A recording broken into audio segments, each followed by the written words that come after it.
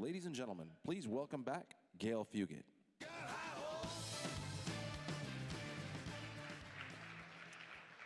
Hi, everyone. We have some really fun things to close off the afternoon with. It's my great pleasure to introduce another ARF board member, Jeffrey Graham. He leads global research at Twitter. He is one of the leaders that also demonstrates the capabilities and the skills and the talent, the inspiration to lead the research industry. He's built a great organization. He's continuing to build it. And as I've been trying to tweet Brad Smallwood, I've been tweeting Jeffrey, and it's been a little more successful with Jeffrey because Brad Smallwood is not the Brad Smallwood that we know here on Twitter. But please join me in welcoming Jeffrey Graham to the stage, and he's going to lead us in the next paper section.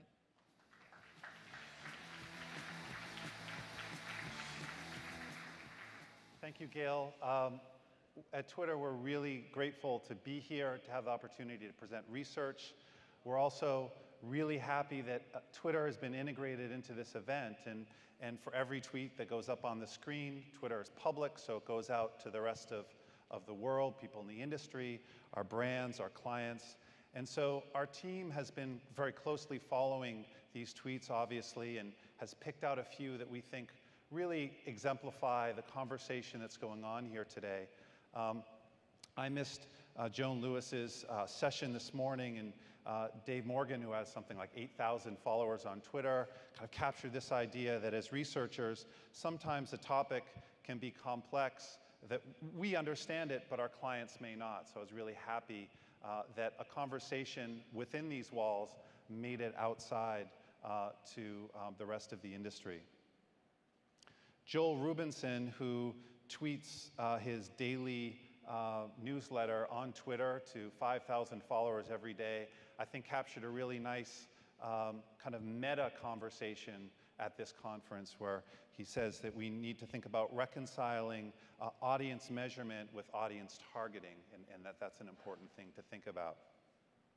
But when we looked at all of these tweets, there was one really that for us kind of felt the most profound, and really, I think, demonstrates the heart of what's going on here at the conference and in the industry. So we're really grateful to Rick. Thank you, Rick, for sending out good vibes to the rest of the world for the fun that we're having here at ARF. So I'm really happy to introduce three really great papers today about a variety of subjects, but really kind of capture how analytics can lead to a really great answer to an important question. And I'm going to introduce the first set of presenters. We have Jeff Boehme from Kantar Media Audiences and Joe Shantz from Millward Brown Digital, who are going to talk about whether big TV events work. Thank you.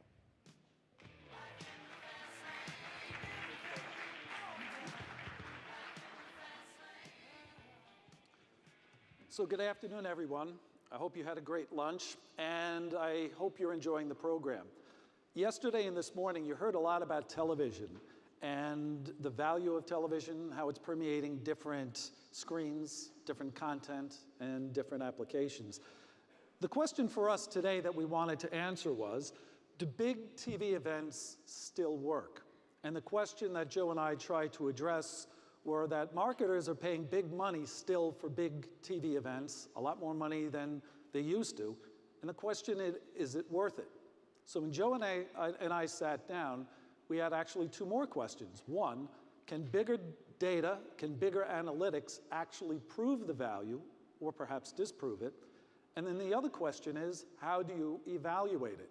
And what we said was, what would be really interesting at this conference is to bring big television together with online television to see what would happen.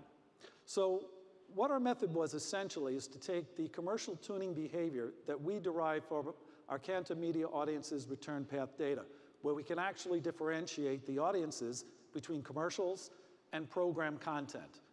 We then turned to Millward Brown with their online panels to measure online activity from site, search, and video. and together to bring you some idea about the impact of big event TV on online activity. So what was the study? We took a look at two events, the Super Bowl and the Academy Awards. And what we did was really two things. One, identify the top-rated sponsors, and from then analyze the commercial behavior on those sponsors, and then track their media spend as well as the performance. On the online side, we took a look at the visits before, during, and after to the brand site, how they searched, and video if there was any. The criteria we used, as explained, Super Bowl and the Academy Awards. Why? The Super Bowl, no question, is the highest rated event there is. Average price tag of about $4 million and very high commercial interest. About 87 commercials ran in the Super Bowl last time, and the two sponsors that we looked at were Chevrolet and Budweiser, with 2 and 5 spots respectively. We then took a look at the Academy Awards, highest rated ceremony there is on TV, one of the top rated shows, average price tag of about $1.5 million, with increased commercial interest, but you'll see actually performs differently. 67 commercials, 2 sponsors we're looking at, Samsung and JCPenney. Let's first take a look at the television audiences. And what we see about the Super Bowl, which is amazing, is that the commercial ratings and the audiences are almost as high as the program itself. Translation, audiences do not leave the Super Bowl.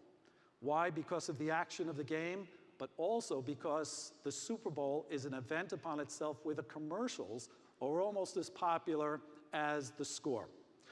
What we did is we took a look at those specific advertisers, and here you see several columns, and we won't dwell on them, but the important one is the last one, which is CTI, and that's the Commercial Tuning Index.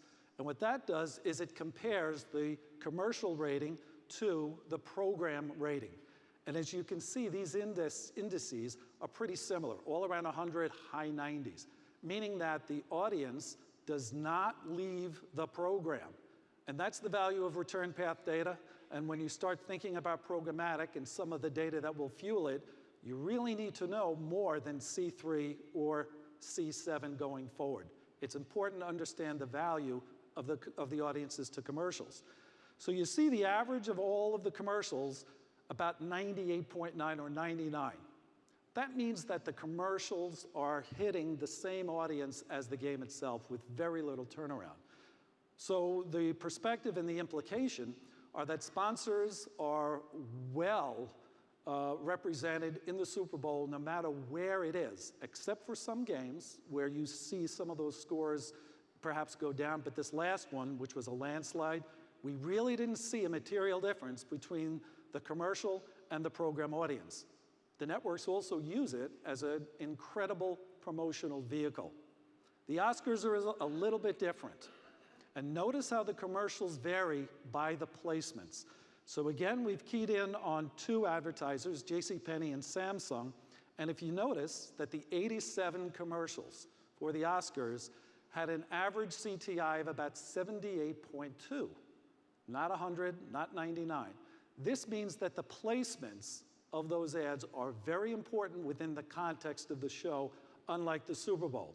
However, when you look at this one spot that I'll bring to your attention, and we'll talk about this in a second, that Samsung 958 spot, 30 seconds long, had an index of about 98.5. It's very interesting when you think about the Oscars, because what happened? And if you did watch the event, there was a selfie. And what happened? This was not a commercial, but you saw Ellen actually take Samsung and actually take a phone and started to take a selfie of herself and those fans. Now that wasn't media placement per se with the network, but it was dramatically effective because notice that this selfie took place about 9:57. That was followed directly by the Samsung spot that miraculously retained the audience from the program right into the commercial. So now Joe's going to talk about some implications for online. So what we're going to talk about for the results are 4 key metrics. We're going to look at unique visitors to the brand sites, the visits to those sites, the branded search activity, as well as the ad views to the branded YouTube placements that each of the brands have. We're going to look at these on an average daily basis, both 7 days prior to the event, during the event, and then 7 days after the event, all on an average daily basis. So let's first talk about Chevrolet and their Super Bowl sponsorship. So as you can see, on the day of the event, they achieved nearly double the unique visitors, slightly more than double of the visits on both GM.com and Chevrolet.com. We saw a significant lift in branded search and a 34% increase in YouTube ad views. And this actually extended beyond the event itself. And we actually saw, anecdotally, we saw that this increased even a month out. So these are really strong results. I want to just take a quick step back and talk about what branded search and YouTube ad views are and why we're looking at them. So when we talk about branded search, we're specifically talking about measuring the number of brand mentions in the search box. And for YouTube ad views, what we're looking at is not pre-rolls. We're actually looking at people who are going to YouTube and specifically consuming those ads and viewing those ads as content. So what's relevant about this is that this is the connection that consumers have directly with the brand. So let's talk a little bit about Budweiser. So like Chevrolet, they also had strong gains in each of those 4 metrics. What's exciting about this is that they actually were able to extend what they were able to achieve during the Super Bowl well after the Super Bowl. We're just looking at average 7-day post-event, but when we look at site metrics, what we're able to see is that the website visitation actually increased through March, and even now I think is still trending higher than pre-event as well.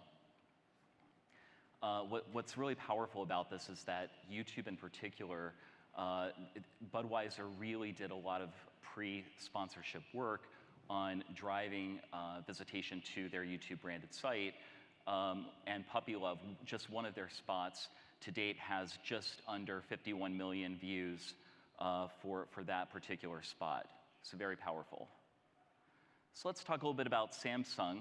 Now we're on the Oscars, and so you can see the results are really strong, but they're not as strong as Super Bowl, and we would expect that just given the reach of the Super Bowl, as well as the fact that Super Bowl is really, when we talk about advertising, it's really an event within an event.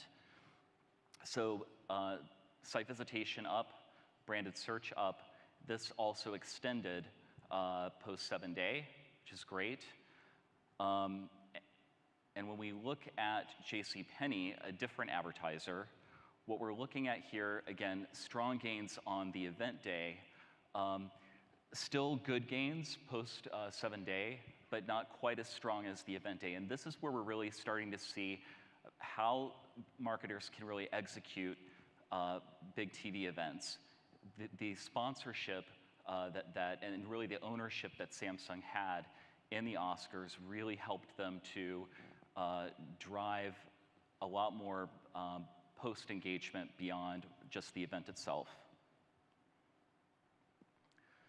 So in terms of conclusions, yes, big TV events work. We're able to determine a strong behavioral response from TV events. Super Bowl obviously is a special consideration because advertising itself is an event within the event. But aside from that, there's a real opportunity for advertisers to use other big TV events and really create not only some ownership, but using events within that event, such as the selfie, and then using advertising to really help to support that as well, really generate some big gains. And talking about killer creative equals killer content, what we're really saying here is that, you know, when an advertiser goes on to the Super Bowl, they know that there's going to be a lot of scrutiny about the creative itself, and there's an opportunity for advertisers with big events to really use that opportunity to really drive great creative, and that creative is going to generate the kinds of visitation to YouTube. As we saw in the results, there really wasn't, on the Oscars, there weren't a lot of people going to YouTube to watch the ads, but that's something that advertisers can potentially change. We're really excited about this as an opportunity. This was one of the projects that we worked on. We're actually working on a number of projects with other clients where we're able to merge TV data with behavioral data on the web analytics side. So this is something we're really excited about. The data exists, and we're developing solutions now. Thank you. Thank you.